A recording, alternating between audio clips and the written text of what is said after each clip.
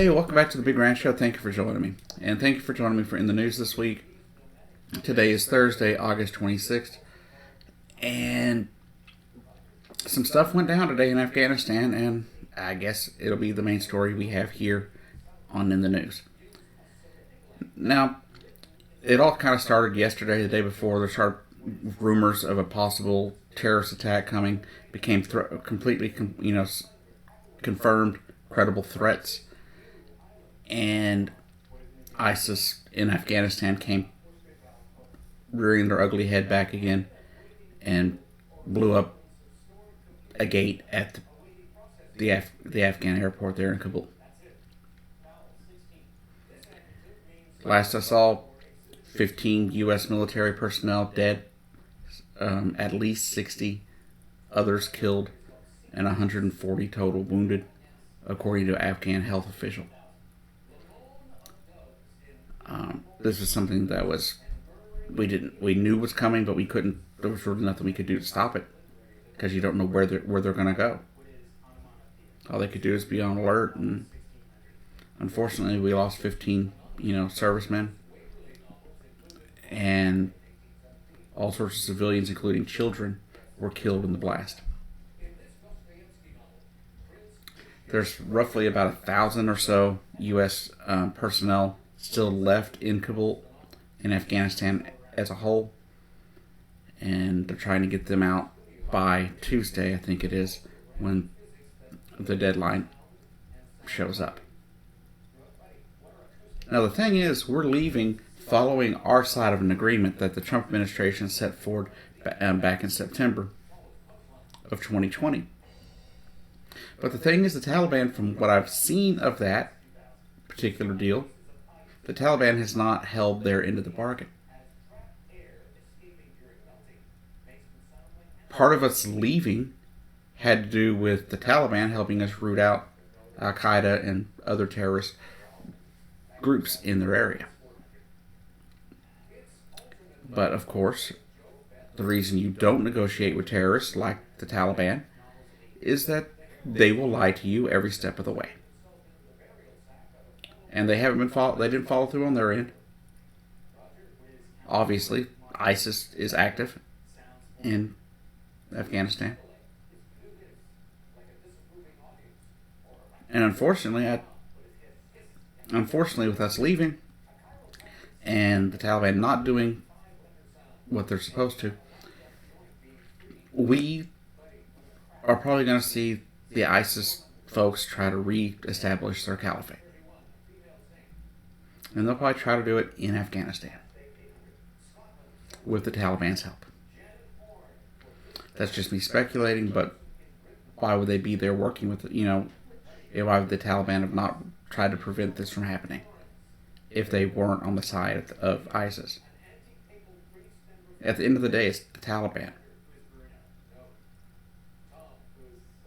They're a group that considers us, Americans as evil, no matter who you are, whether or not you have anything to do with any of the decision making that we've made over the last 50 years. And they're no different than ISIS.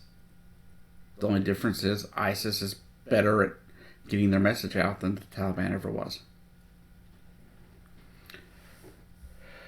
But that also brings us to the point about how they lied as they took power over the last 2 weeks.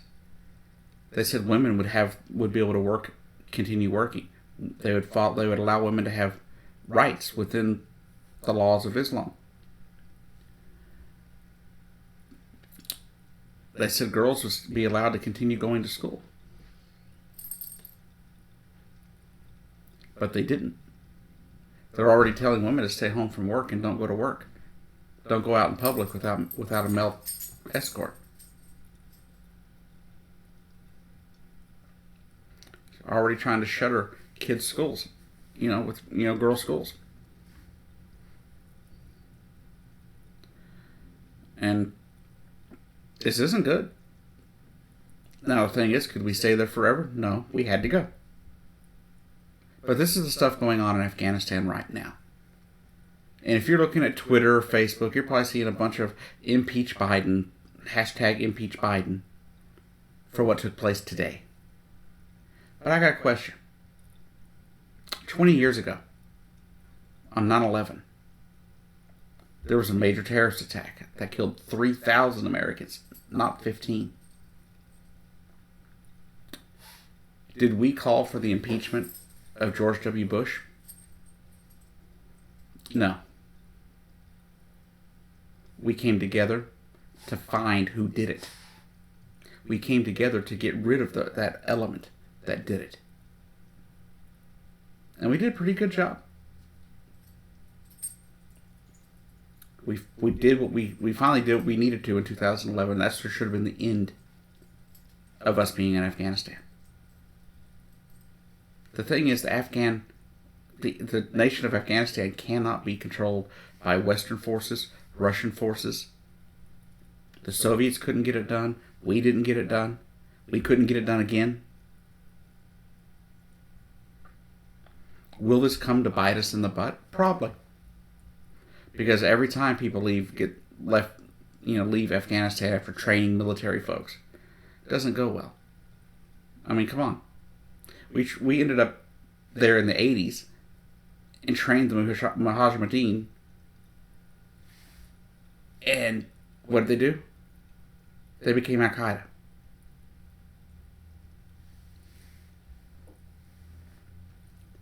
So we have this belief. We've run this belief that the enemy of our enemy is our friend. But at the end of the day, they're still our enemy too. Two fundamentalist Islam groups. No matter what, at the end of the day, we're still the enemy.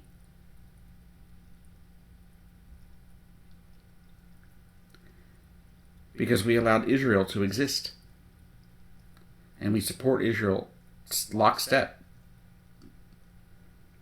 So no matter what, doesn't matter who we're working against each other. Once we're done working with them, they're going to turn on us every single time. Now, there are two things that I can tell you went wrong, that were totally wrong in us pulling out of Afghanistan. One, the Trump administration, as I mentioned before, negotiating with terrorists. The Taliban is a terrorist organization. And that was a mistake. We shouldn't have done that. We should have worked with the Afghan government so they could have found out exactly, how many military people they have, and we wouldn't have had to deal with possibly the ramifications that we're dealing with now. Two, on Joe Biden's end of it. Joe Biden did not follow one smart piece of advice that a lot of people I heard saying over the years. Like, especially, back in 2011 when we pulled out of Iraq, and Barack Obama gave an exact date. Right? There was some fighting that took place after we left because we told them exactly when we were leaving. And people said back then that was a mistake. And then Joe Biden gave us a firm deadline. We're out on the 31st of August.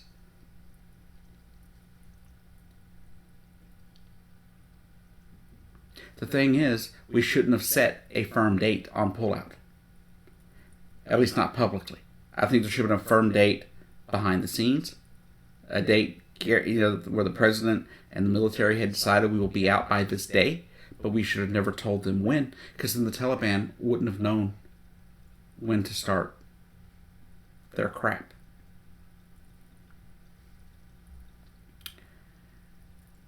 Also in the news, it was kind of a sad thing. Apparently, down in Tennessee, there was some massive flooding that took place, and I don't believe anybody was killed, but I do believe there were a lot of homes destroyed. One person saying that it'd probably be better just to bulldoze the whole city or the whole town and start over. I'm hoping that most of those people had insurance. Problem is a lot of times you get insurance for your home, but they don't tell you need flood insurance separately. I hope people start realizing that just because you have homeowners insurance doesn't mean you have flood insurance. But keep the people in Tennessee, in your thoughts, because that's a rough thing to deal with. You know, you're doing fine, everything's good, and then all of a sudden, this wall of water basically washes away your house.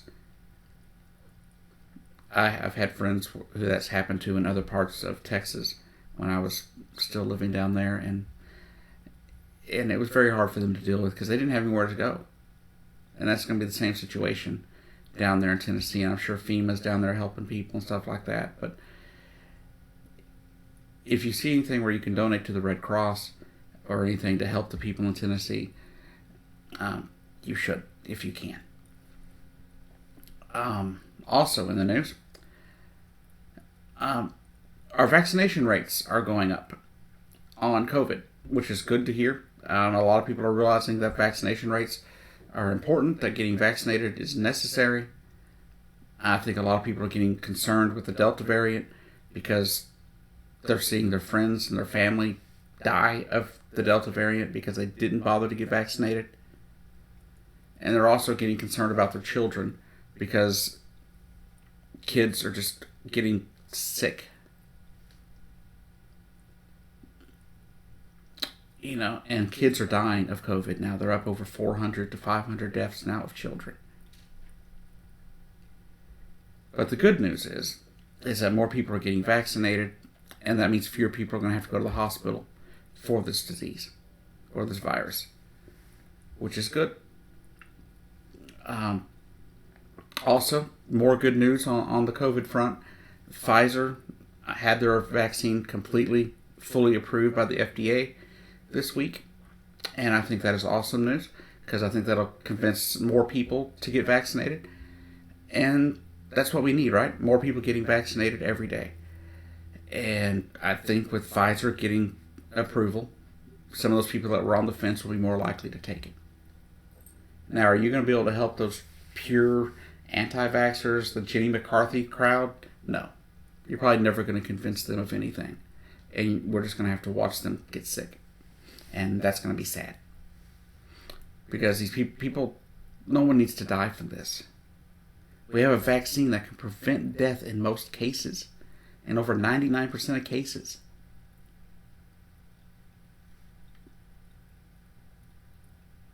You know, that if you contract it, you'll still survive it. And prove that people need to get vaccines. Is you can get this you can get this when you've been vaccinated, right? But the people that are going to spread it the most aren't going to be people that are vaccinated. It's going to be people that are unvaccinated. Yes, people that are vaccinated can spread it if they get a breakthrough case. But it's not likely if you're there around other, vaccinated people. But you never know. I mean, it's always possible that you can get it from somebody that was vaccinated. That is a possibility. That's where the masks come in. You know, the vaccine, no vaccine is 100%. There's no vaccine ever made that prevented whatever virus or disease it was trying to prevent 100% of the time. It doesn't work that way.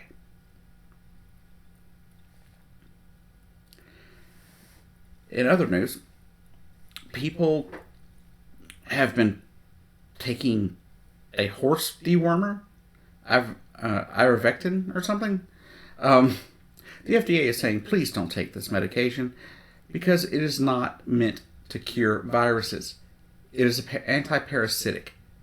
As I've had it described to me, it is a neurotoxin to parasites. If you take too much of it, you will kill yourself. It has not been tested or proven to work against viruses or COVID. There is only one thing out there right now that is fully approved and been tested fully approved to help fight COVID, and that's the vaccine. So please, not that anybody watching my videos would generally be doing things like that, I wouldn't think, because y'all are pretty smart.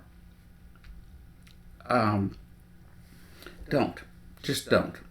All you're going to do is harm yourself, and you're going to cause yourself more harm than getting the vaccine would have just taken care of you.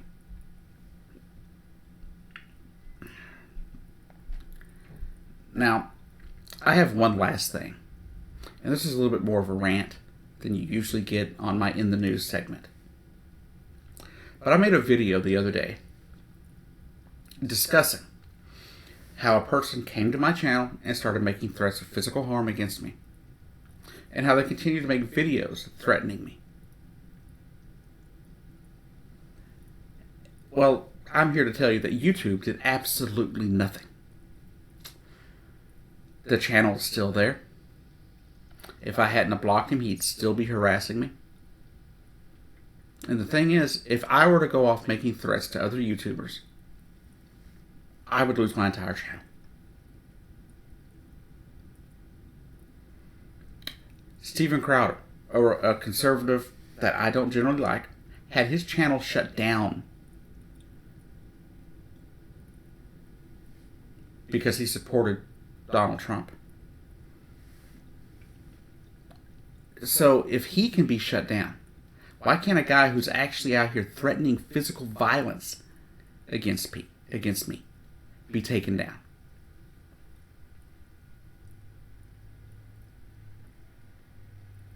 Now, I've gone through the guy's channel, I've looked at it, and he has a video of making a bomb. That video has not been taken down, even though it was reported. So YouTube doesn't care about its people.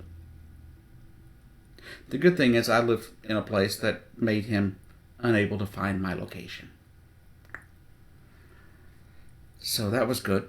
I plan to invest in a VPN to keep anybody from being able to find my IP address or even attempt to. And that's where I'll go from now on.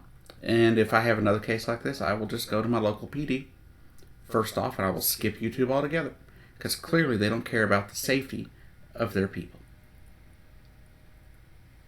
And I want to reiterate what caused this guy to make violent threats against me. Had nothing to do with anything legit. All I did was report the news. All I did was report what the man said. A man said that because of QAnon conspiracies and the Illuminati conspiracies, that he felt he had to end the lives of his 2 children. He said that. He said that to authorities when he was arrested at the border.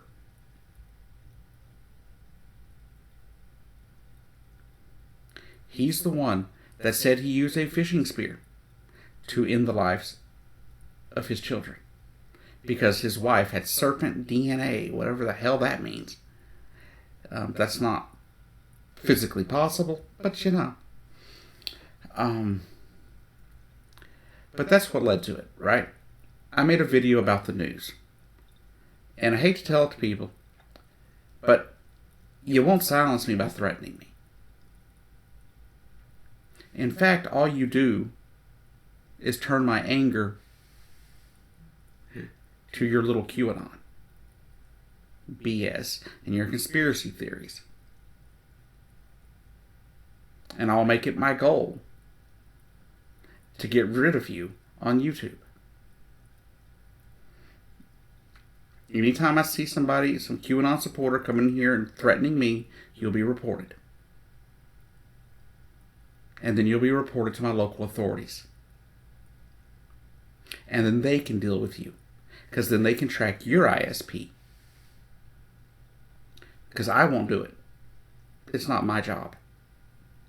My job is to report the news. That's what I do. That's what my subscribers come here for.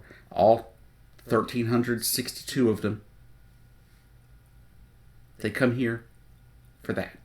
They come here to get the news and get an unbiased, a somewhat unbiased, at least news presentation with my opinions at the end of it, or at the end of a topic. I do my best to bring you the facts, whether or not it hurts my side of an argument or not. I will not be silenced by some QAnon quack coming to my channel and threatening me. Anyways, thank you for watching. expect another In the News next week. I believe we're going to make it to 10 episodes for the season of season 1 of In the News. I plan to bring it back as long as we can keep getting views. Last week's didn't get as many views as I would have liked, but we are working on that. And hopefully I'll find a way to get my videos back to making good, good viewership.